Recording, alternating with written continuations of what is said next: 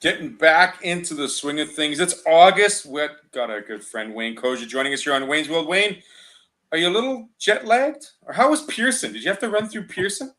Yeah, I ran through Pearson, but didn't quite make my flight in time, so I spent an extra night in Toronto. But Air Canada was good about it. They put me up in a hotel and stuff, and so yeah, air travel's still not great.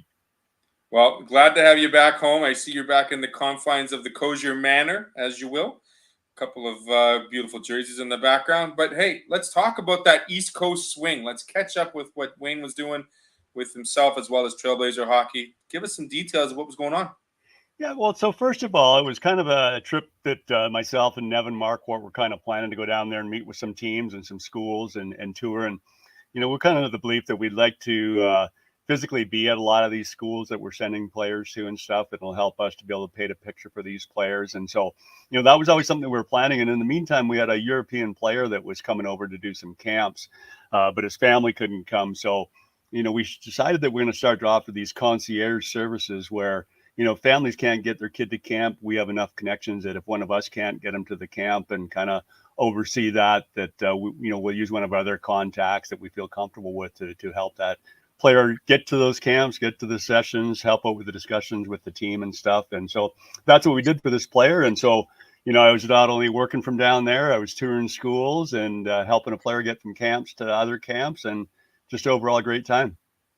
Able to catch some baseball, I saw as well. How was that Yankee experience? That was a good one. We got to see old what's the big guy there, 99. I can't remember. I'm not a The huge judge, base. the jury, and the Oh yeah, executioners. Aaron Aaron Judge. Judge. He slugged one out, so that was pretty good. I mean, there was probably more Yankee fans there than Oriole fans, even though it was in Baltimore. And I guess I was sitting beside Yankee fans, and they said, first of all, it's not great going to the Bronx to a game because it's not overly safe. And they said, it's so expensive. They find it cheaper and easier to go down to Baltimore to catch the Yankees to play than to actually watch them in New York. But fantastic facility. It's unbelievable. It just set up so good. All the different food and drink concessions they have. I've been in a number of ballparks, but that's certainly been the best one I've been in. No doubt. Talk to me a little bit about the schools and some of the programs you were able to step foot in because, we mentioned the importance of seeing it firsthand as opposed to just seeing it through a Zoom call or just through letter. How important is it to see, those schools in person, but also looking for your client's best interest firsthand?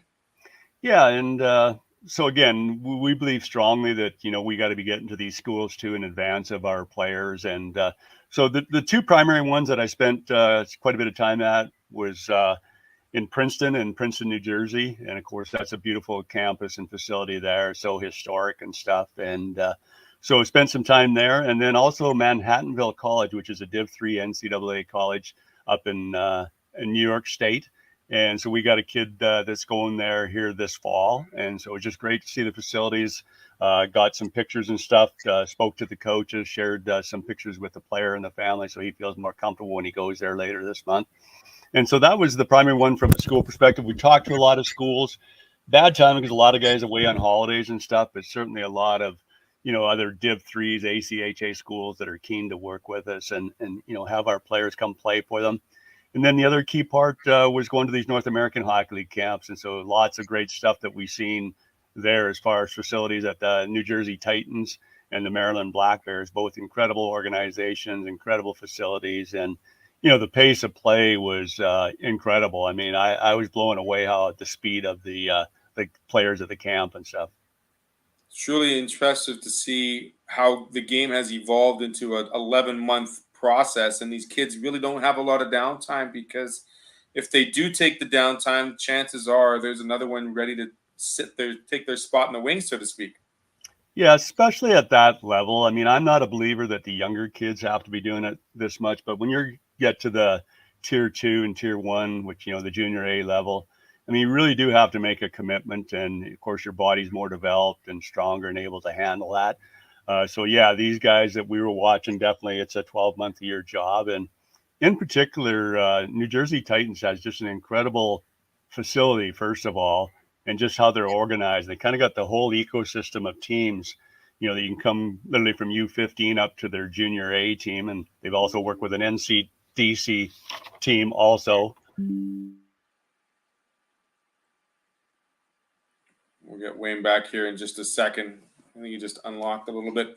But it's so important, like Wayne was saying, to see these schools and these programs firsthand, and then have the connections between not just the Div 3 school and the Div 1 school, but also keeping in mind that there are lots of other development leagues and development programs in and around that upper East Coast area. As Wayne was saying, he was in New Jersey as well as New York State, dealing with Princeton and Manhattanville. So good to hear that both him and Nevin were able to take some time in there and get them involved into the program. And what Trailblazer Hockey does is to make sure that they have their clients and their best interests taken care of.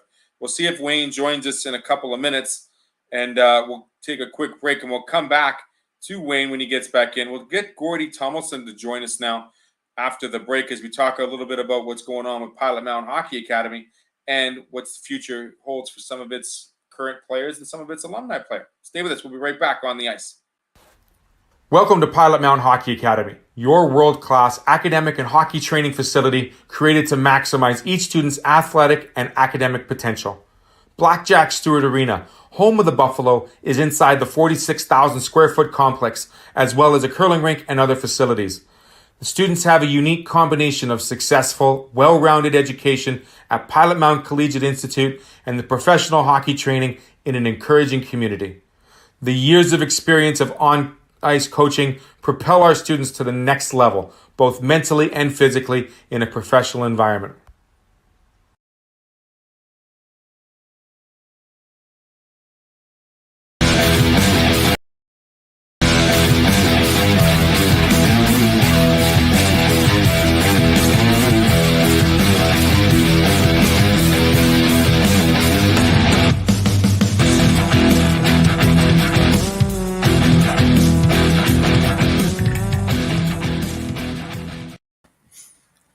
Back with my good buddy Gordie Tumilson. Gordie, welcome to the show. Good to see you. How's your summer been?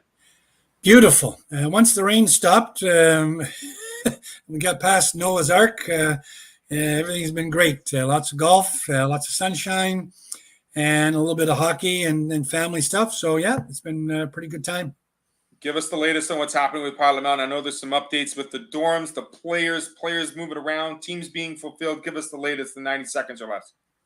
Yeah, right now the dorms are not complete, and they're not going to get done by the first week in September, but that's sometime in October. And there's a plan B, so where everybody will be housed, no one's going to freeze or melt or wash away. So that's a good thing. And we've got some players on the move. I got a goalie signed as a 16-year-old in junior hockey, Kian Hodgins, and we're pretty pleased and proud of that 1 year kick that we had with him. And there's lots more happening. We've got I think all of our girls who graduated have moved on to a D1, 2, or 3 or U Sports program, and that's always great to have all the kids move up and onward, and that's why we're there. The schedule is just about ready for the CSSHL. I know there's about 160 games or so that our 4 teams will play. And that's a big part of what we're doing right now. And Ernie Sutherland is very involved in that. And of course, all the coaches are anxious to see that. And we're getting ready for opening on September 5th. Is the ice in, Gordie? No. Not yet. No, the ice won't get in until just towards the end of August. Make sure that everything's tickety-boo for the opening, probably the weekend of the 3rd, 4th, 5th of September. I think. Gotcha. I know. I saw some pictures last week of a Pilot Mound alum in Delaney Collins walking around with her little daughter on the ice. And I know that her young daughter can skate a little bit down in Nashville TN, but, they were roaming around the ice, checking the scene out. How great is it to see old players, old members of the Pilot Mound community come and enjoy not just Blackjack student, but the community, and welcoming back a Team Canada member back to Pilot Mound. Well, just so you know, no one's old. They're former. How's that? Because Delaney might take some objection to that, but in the meantime, yeah, it's great. Those folks it's all about town and community out there, and so to have her being back in town in her new little one and all that good stuff, it's great. They had a family reunion. I think there was a 4-day event. These people have nothing but energy, apparently. They just keep going. They're like the Energizer Bunny out there. My gosh, they go from one thing to another. They never stop. They keep going. I'm tired just thinking about what they do, let alone doing what they do. But yeah, they had a big party, and that's all over with. Everybody's gone home, and they're trying to get organized now for the start of the upcoming Buffalo season. Let's talk about the Adirondack junior squad. Kean Hodgins, he's the guy, if memory corrects me, he's the gentleman that was going to take my spot on the show, correct? And he was very well affluent with his words, and from Ottawa, Ontario, now going to play in New York State in Adirondack. Congratulations to him. How did that all occur with him? Well, I don't think it was Kean that was going to be your replacement. I think it was a fellow from Alberta, and I'm just trying to remember his name now, a defenseman. Defensemen think they're special somehow. I have no idea why. But anyway, as far as Haji goes, we got him for a year. We knew we had him for 1 year. He's a special talented kid. I mean, we knew that coming in. We went after him big time. I managed to convince him to come out, and I think the whole deal was that he's a right-handed catching guy, which there aren't many of us, and I am a right-handed catching guy. And I said, hey, 2 right-handed guys, this has got to work for us, right, pal? So he came out, took a chance. Mom and Dad sent him on his way for the first time ever away from home. He wasn't happy in Ottawa because they weren't treating him properly in terms of goalie coaching, etc. apparently. And so he came out. They gave us, he just came out and he worked really hard. He had a tough time at the start, like most of our kids did. The winning and losing was tough. We didn't win much. So, but he figured it out, come back after Christmas, and boy, he's just shone. And every team we played against, whether we beat them, tied them, or lost them by 10, didn't matter. I went, holy cow, this guy's good. And so when he didn't get drafted this year, which we hoped he would, that was one of the reasons he came, although a signing was big for him too, signing opportunity. He didn't get drafted in the OHL draft, but the next day he was picked up by Adirondack, a brand new team in the ECHL Junior League out in New York State, and he's going to be the starting guy. And and he can do it. He's got a great concentration, great focus. He's technically pretty sound. Doesn't worry about the perfect goalie business. He just keeps the puck out of the goal, which is sort of what I support big time, because perfect's hard to get to. But this guy's he's got both of them. He's got pretty good skill, great skills, but he's got huge focus, and that takes you a long way. Absolutely. No, Kean is a good friend of the show, and he had a lot of fun talking with me earlier last year when the season was getting going. Gordie, lots going on here. We talked a little bit about what the deal is. 4 teams. Inaugural year for is it Billy Keane's team that's going to have the first year in there? How is that going to be ready and get prepared for those 4 squads in Pilot Mound? And not only just from a hockey perspective, from a school perspective as well, because that's another 17 to 20 players perhaps entering the school program.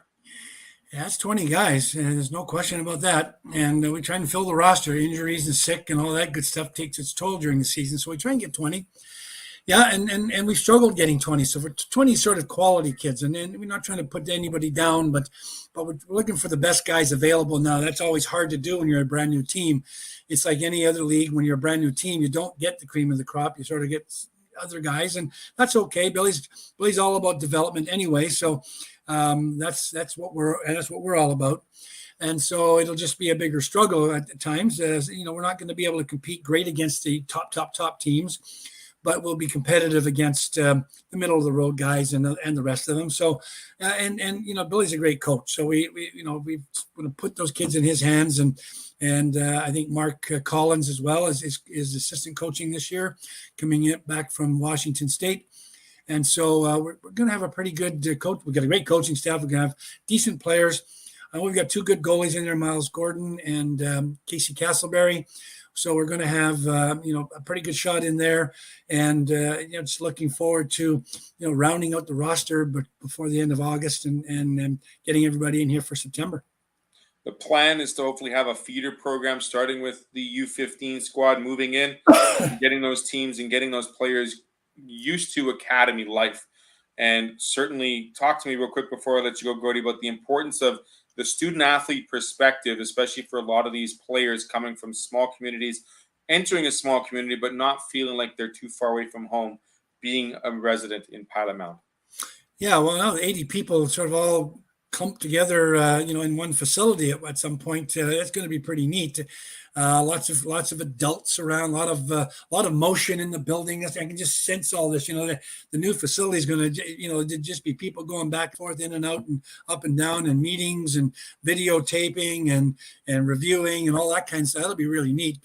So the kids, they form a pretty good team spirit on each team, and then of course we form a bigger team spirit when we get all 80 of the kids together and the coaches. So it's like 100 people, really involved. That doesn't include the school people.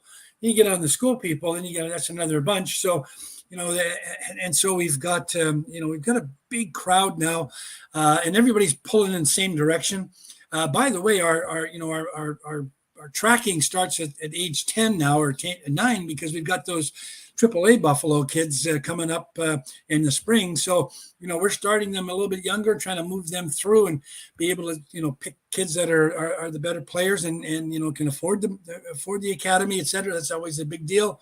But yeah, we're trying to move the kids right up through the program so they can get through us. They're getting a great education. They're getting really, really good coaching and lots of ice time, lots of exposure, and great community feeling and some great love from everybody around them. So yeah, it's a pretty neat deal.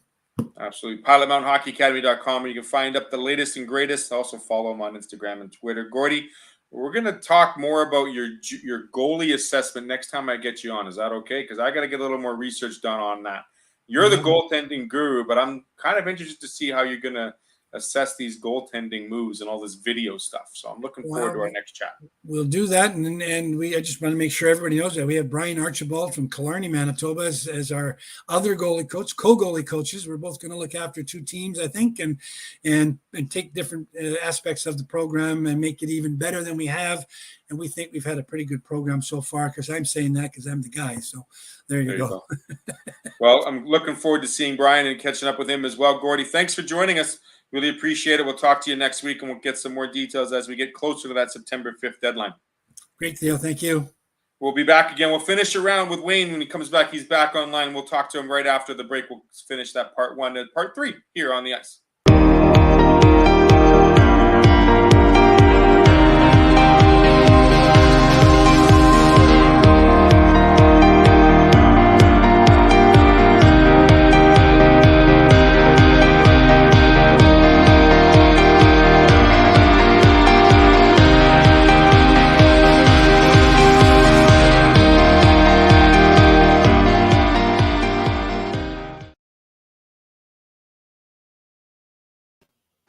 And we welcome back Mr. Wayne Kosior, who had a bit of a faulty, power outage, we'll call it, if you will.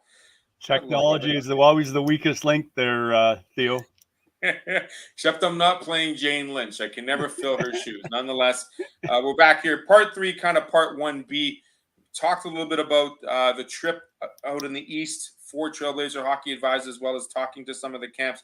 I kind of ended up, Wayne, mentioning the fact that it's great to see so many great programs at the different levels, because where kids don't fit in one place, they probably fit in the other, which leads to our second part of the conversation and dealing with Junior A camps and Western Hockey League camps and making sure a player doesn't spread itself too thin, but knowing that, where to put their best efforts and how to find the right fit, maybe looking for a progression, but knowing that, hey, the team they played with last year isn't always a bad thing either.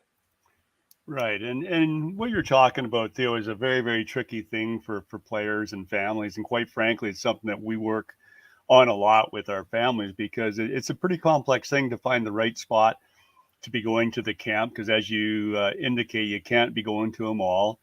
As a matter of fact, really, a lot of these camps in the same leagues will occur on literally the same weekend. So you ultimately got to pick your team if you're looking to move up a level that you're going to go try out for. And that shouldn't just be random. There should be some research done, behind the scenes, either by yourselves or if you use an advisor, to understand what is the opportunity, what is the fit for that particular player and stuff. The other thing you need to have in mind is a backup plan. So say that doesn't work out, what do you do next, right?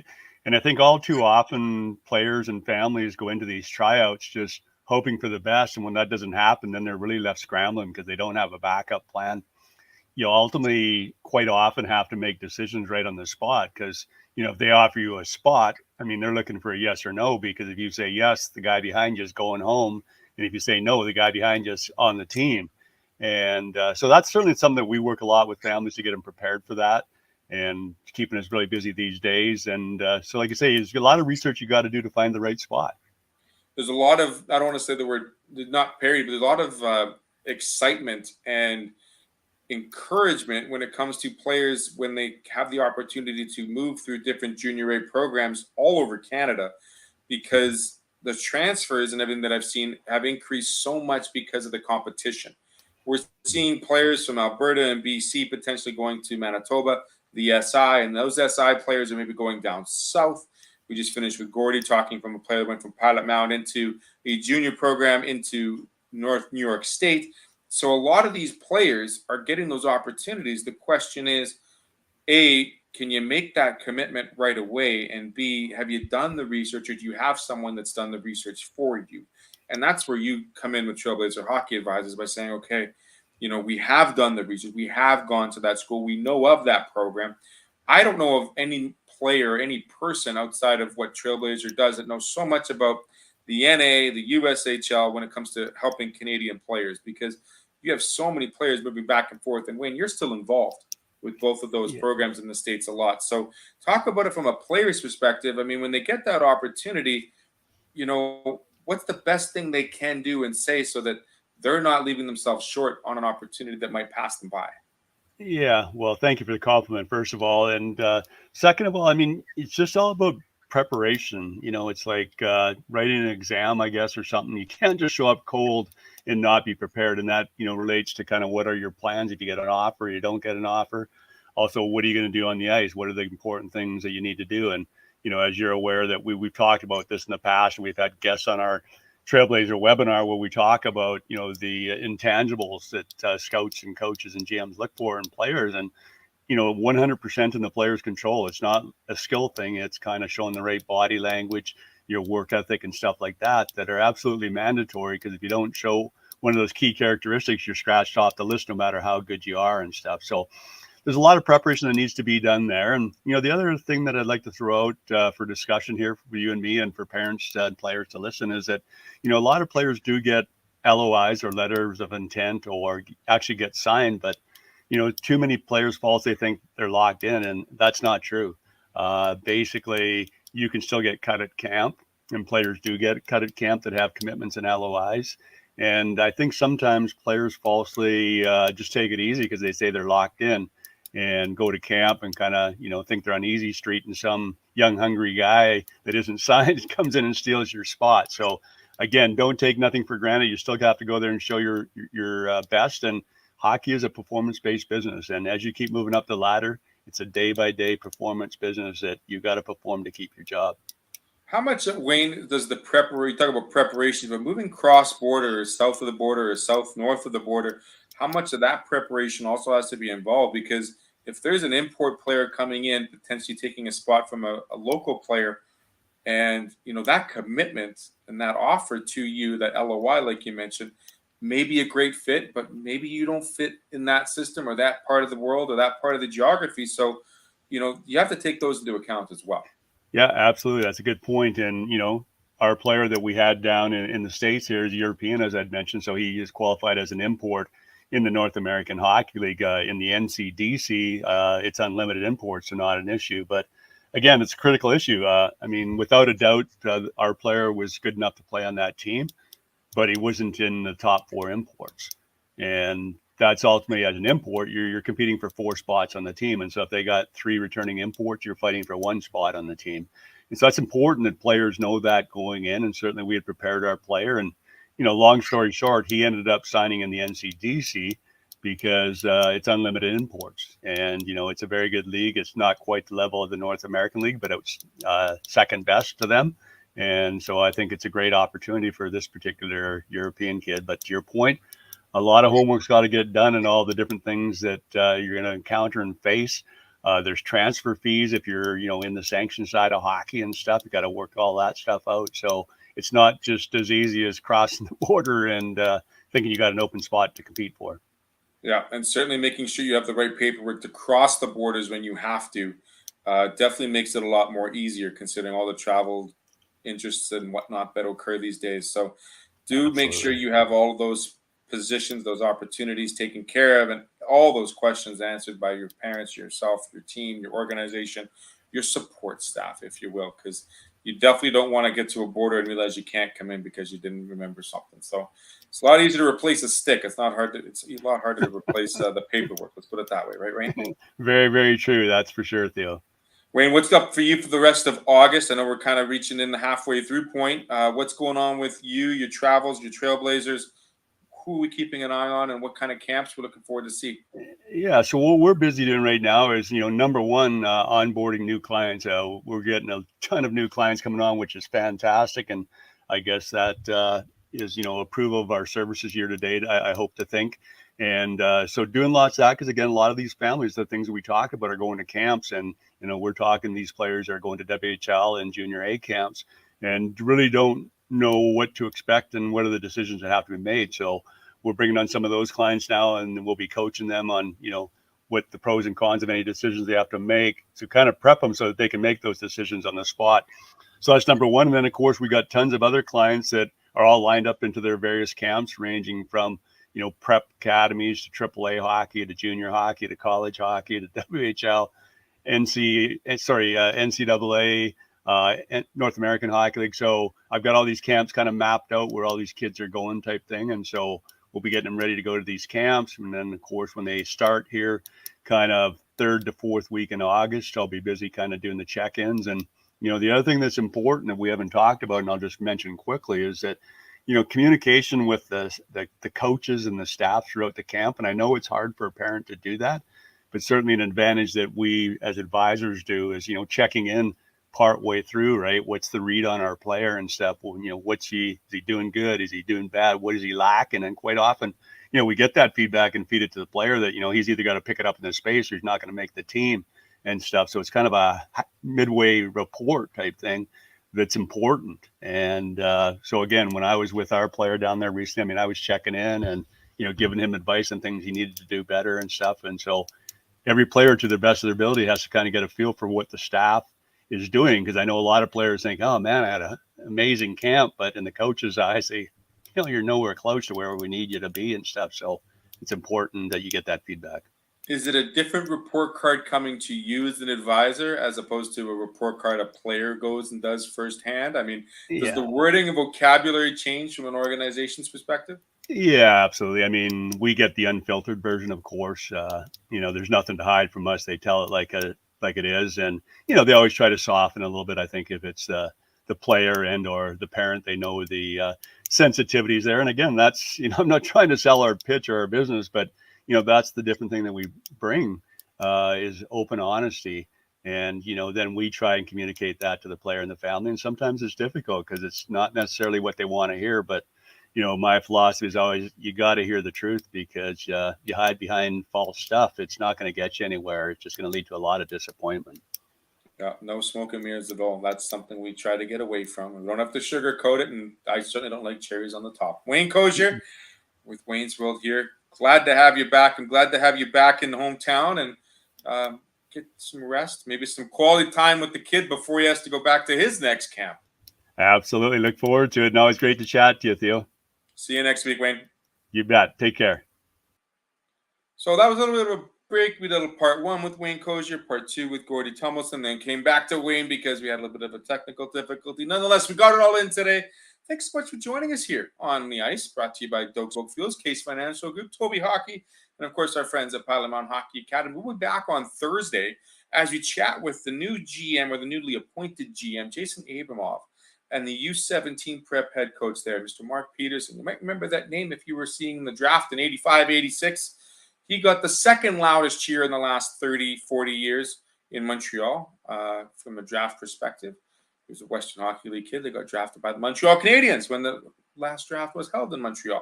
Nonetheless, we'll chat with both of them and their improvements and their progression through IHA this upcoming year for the U17, U18 teams. I'd like to thank our guests and like to thank everyone for joining us, bringing more goodness to the greatness here on ASTV. We'll see you on Thursday. Have a great week. Talk to you soon. Bye-bye for now.